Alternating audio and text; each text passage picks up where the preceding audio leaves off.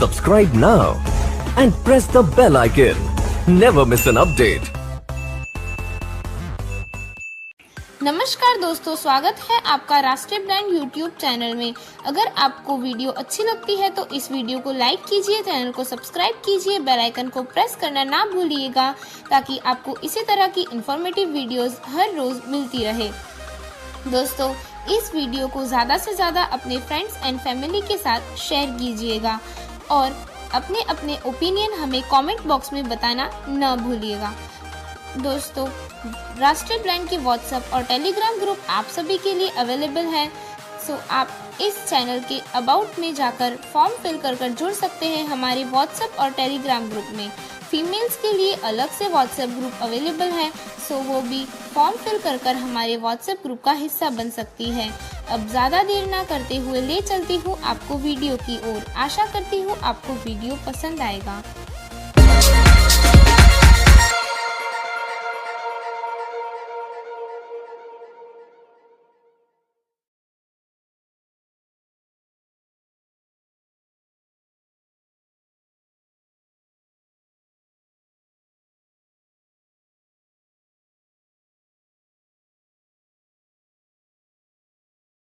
क्या आप यूट्यूबर हैं?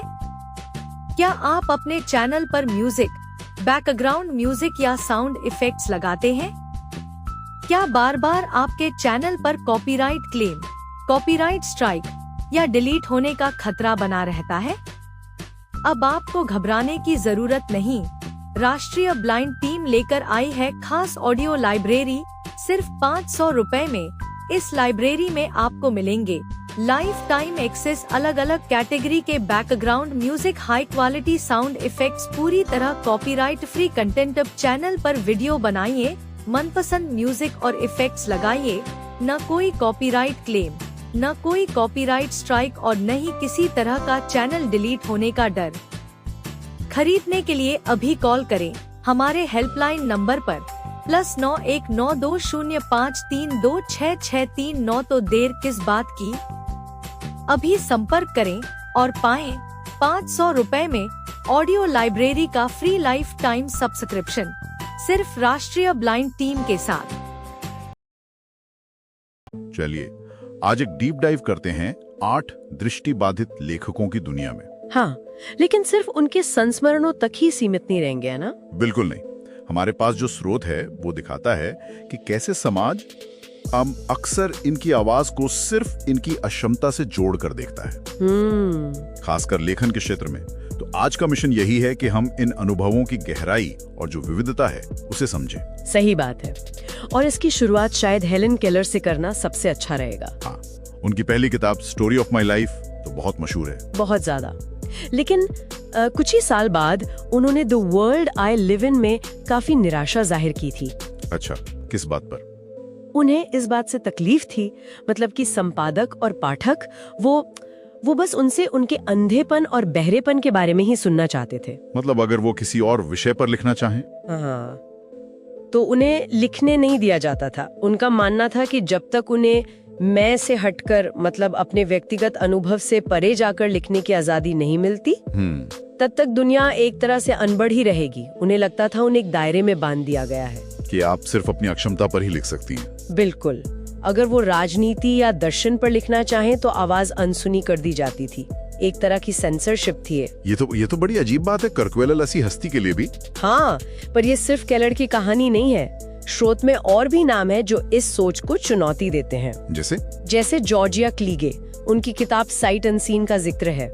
अच्छा, क्लीगे क्या अलग करती हैं? क्लीगे एक कदम आगे जाती हैं। वो सिर्फ अपनी कहानी नहीं कहती, बल्कि वो साहित्य और फिल्मों में दृष्टिबाधित किरदारों का जो घिसा पिटा चित्रण होता है ना, हाँ, वो स्टीरियोटाइप्स, बिल्कुल उसकी चीर फाड़ करती हैं, बताती हैं कि कैसे अंधेपन को अज्ञानता या किसी कमी के सिंबल की तरह इस्तेमाल किया जाता है। अरे वाह। और वो उन किरदारों की तारीफ करती हैं जो इन छवियों को तोड़ते हैं। वो सवाल उठाती हैं कि हम दृष्टिबाधिता को ऐसे देखते ही क्यों हैं। ये तो बहुत दिलचस्प नजरिया। मतलब सिर्फ अपनी कहानी नहीं बल्कि समाज कहानी कैसे कहता है उसे बदलना। हाँ। अच्छा, स्रोत में स्टीफन कुसिस्टो का भी जिक्र है। ईव्सड्रॉपिंग किताब, ये कैसे अलग है? कुसिस्टो की दुनिया बिल्कुल अलग है।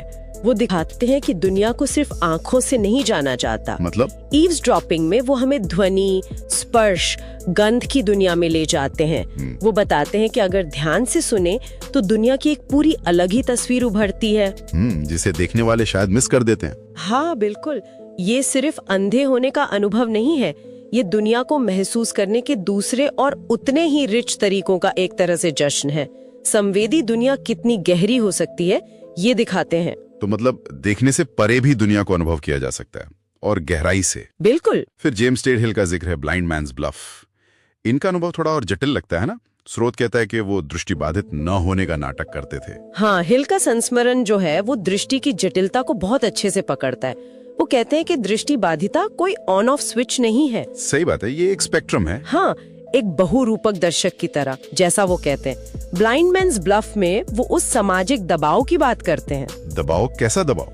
मतलब उन्हें कभी कभी अपनी कम होती दृष्टि को छुपाना पड़ता था, क्योंकि लोग या तो उसे नजरअंदाज करते थे या फिर बहुत अजीब बर्ताव करते थे।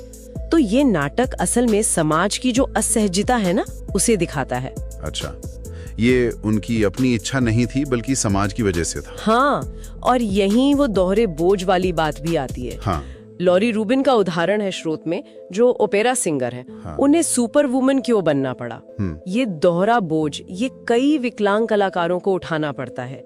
एक तरफ तो अपनी कला को निखारना है, हाँ। जो वैसे ही मुश्किल है, हाँ। और दूसरी तरफ लगातार दूसरों को, मतलब समाज को, अपनी विकलांगता के साथ सहज महसूस कराना है। हाँ। रूबिन के मामले में उन्हें सिर्फ एक अच्छी गायिका नहीं बल्कि असाधारण एक सुपर वुमन बनना पड़ा, ताकि क्लासिकल म्यूजिक की दुनिया उन्हें गंभीरता से ले, उनकी प्रतिभा को उनकी अक्षमता ढक न दे। मतलब बराबर माने जाने के लिए भी दोगुनी मेहनत। हाँ बिल्कुल। तो ये सब हमें क्या सिखाता है? यही कि किसी इंसान को उसकी अक्षमता के खांचे में डाल देना कितना गलत है।